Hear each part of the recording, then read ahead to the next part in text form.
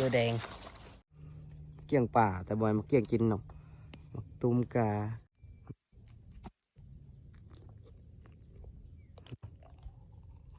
ทางในมันก็เป็นในคือจีแซ่บ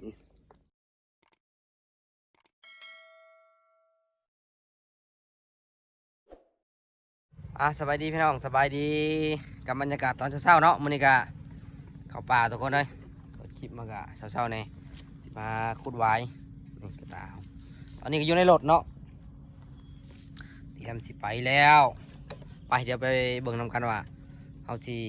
เอาแบบไรเนาะเฮาสิขุดแบบไรแล้วก็มันสิเป็นแบบไรหัวไว้เนาะหัวขอโคกเนาะมันสิเอายากซำใดไปกันเลยพี่น้อง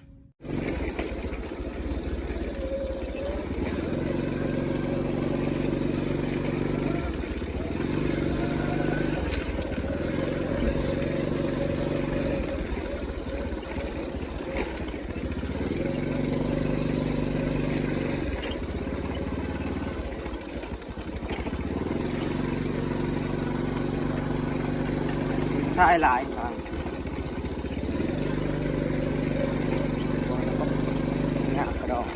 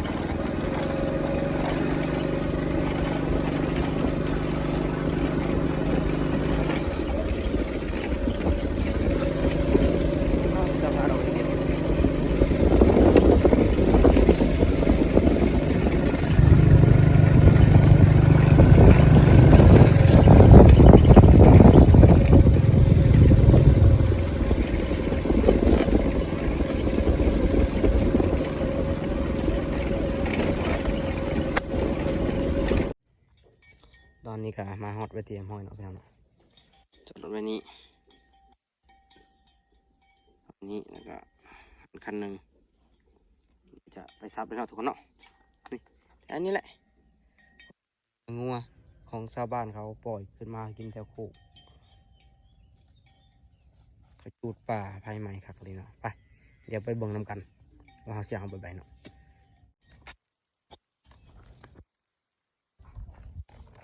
ไปหากระใหม่บ่นี่ทุกคน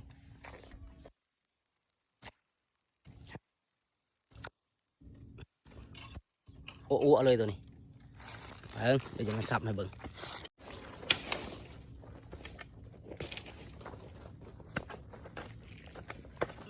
มันอยู่บ่มัน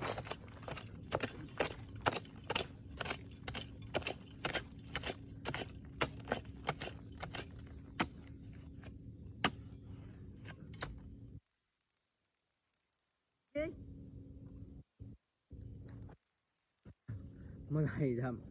ำขาดมาดึงมันซับบุญเนาะ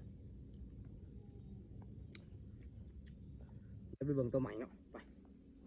เขายังไปจักหัวอยู่ทุกคนไปถ่ายกับเจ้าเนาะเป็นเทิงไปมันบ่มีต้องมาไปถึงหม่อง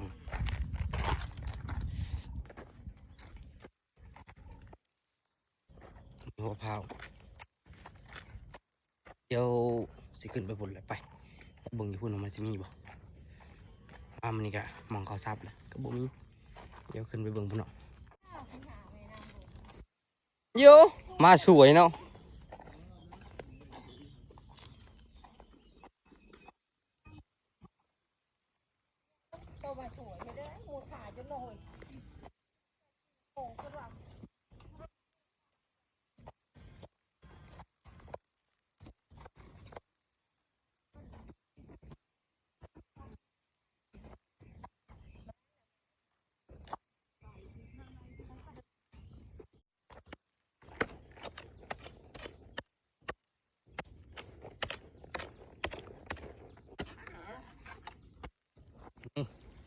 แล้ว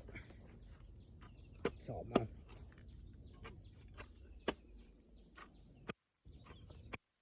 มาเมื่อเป็นหัวมันจะนักเนาะเนาะเอาแกะนี่ก็ต้องใช้ความระมัดระวังถ้าไม่ใช้ความระมัดระวังหัวมันจะออกเอาแทนตัวนี้แต่ประมาณนี้ตัดออกก็ได้ชำนี้เมื่ออีกเขาไปปอกลำนี้เนาะไปคุ้มไม้เอาไม้อีก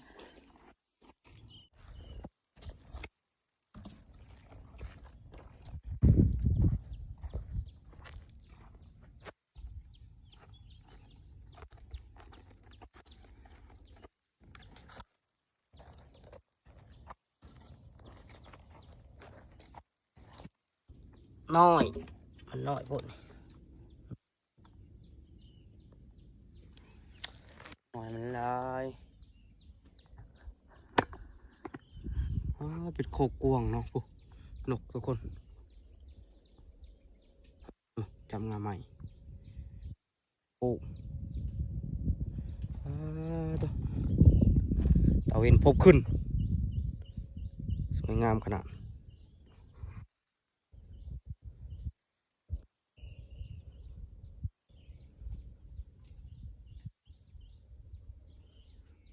มาฮอตบอลมาแล้วนี่แล้วก็หันลายขนาดเนาะนี่มองนี้แล้วก็พูดเนาะพูกระเจ้าเลาะซับไปพากันยางพูคนนึงซับอยู่พวกมีมาได้ยังดอกมันนี่พี่น้องเอ้ยได้แต่ถ่ายคลิปนี่แหละมาเดี๋ยวเขาจะมาซับเนาะให้พี่น้องเบิ่งว่ามันซับยากจำไรเนาะ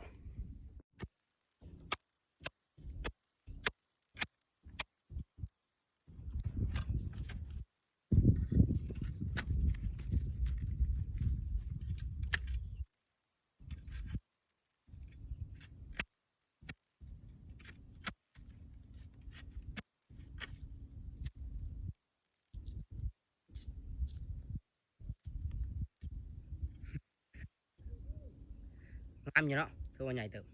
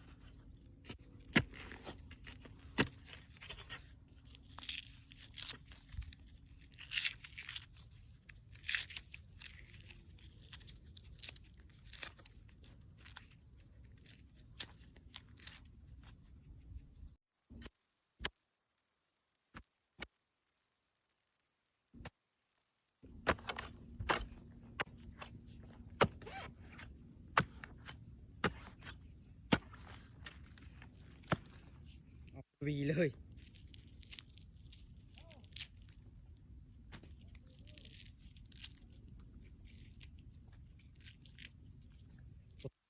ขึ้นทางหลังบ่เนาะตัดเห็ดเอาเขาซับบ่ได้แน่นอน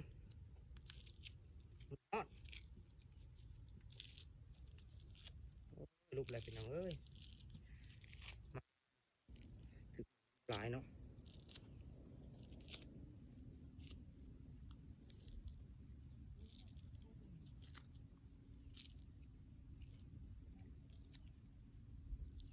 ว่ามันน้อยทีนี้มันเลยได้บ่หลาย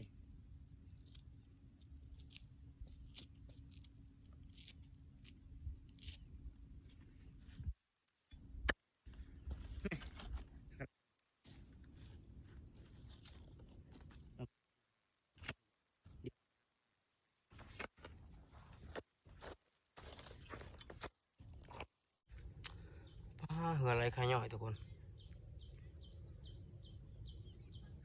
หน้ากระดำมือกระดำคุณบอกพ่อโคกไอเขาจูดไผ่เนาะมันก็เลยดำมือเขาก็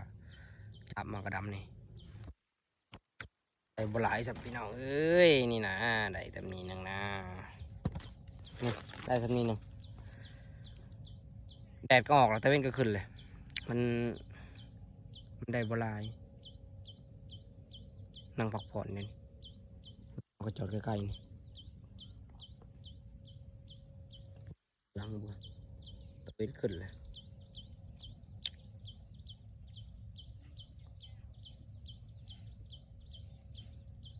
มามันยังบ่ได้ยังดอกมามันทุกคนนะเอาอะไรดอกกระเจียวดอกหนึ่ง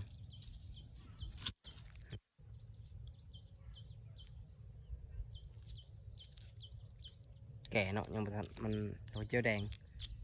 ยังออกบ่หลายเดี๋ยวมันออกหลายเขาไปหาเดี๋ยวจะถ่ายให้ทุกคนเบิ่งอันนี้มันออกฝนตกแล้วมันออกดำดอกดำไรเนาะเดี๋ยวสิไปขุดมะพร้าวโคกก่อนหนังว่าอยู่นี่บ่ได้แล้วทุกคนเนาะไปเดี๋ยวพาไปเบิ่งเนาะว่ามันหลายสำไหนนี่ก็หลังค่ายทหารเนาะพี่น้องเนาะทางหลังเขาก็เป็นคันคู่ทางหลังเขาคู่แดงไปว่าเขายิงปืนเนาะทุกคนเนาะเขาแบนป้อมเอาภาษาบ้านๆเขาก็อันนั้นว่าก็เขายิงปืนถ้าว่าเขายิงมานี่เสร็จพวกเขาคันว่าบ่ได้ยินเขาประกาศนะแต่ว่าเขายิงแต่ละเทือเขาก็ต้องได้ประกาศเนาะทุกคนเนาะต้องประกาศโทรโคงหรือว่าเป่าโหวดเป่าอย่างนี้เขามาแต่เช้านะเขาสิบ่ยิงดอกคันว่าเขายิงเขาจะต้องแจ้งเนาะเอาบ่แจ้งนี่เสร็จหมด4-5 คนอ่ะไปเบิ่งนำกันว่ามันจะมีบ่เนาะมันมื้อนี้มันก็บ่มีแหละมาวันนี้ก็พบปากตูมกาอ้าวคือมาเกี้ยงเนาะทุกคนคือมาเกี้ยงแทนเป็นหมักตูมกาเนาะหมักขี้กาก็ว่าใช่คมเลยดกอยู่เลยไอ้กกมันขาวๆนี่เกี้ยงมาเกี้ยงอันนั้นเกี้ยงป่าแต่บ่อยมาเกี้ยงกินเนาะหมักตูมกาคือขนาดเนาะมันใหญ่เนาะแข็งเลย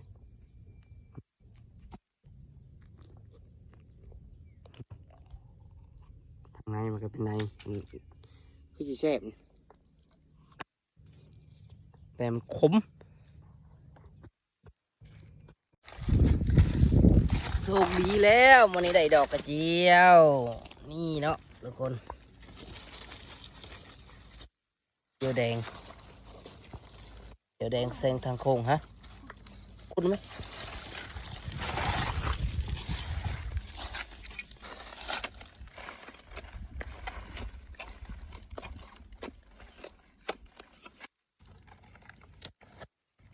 อย่าเอาเลิกไล่มันก็หมดละหักมันนะพูนชับในหัวมัน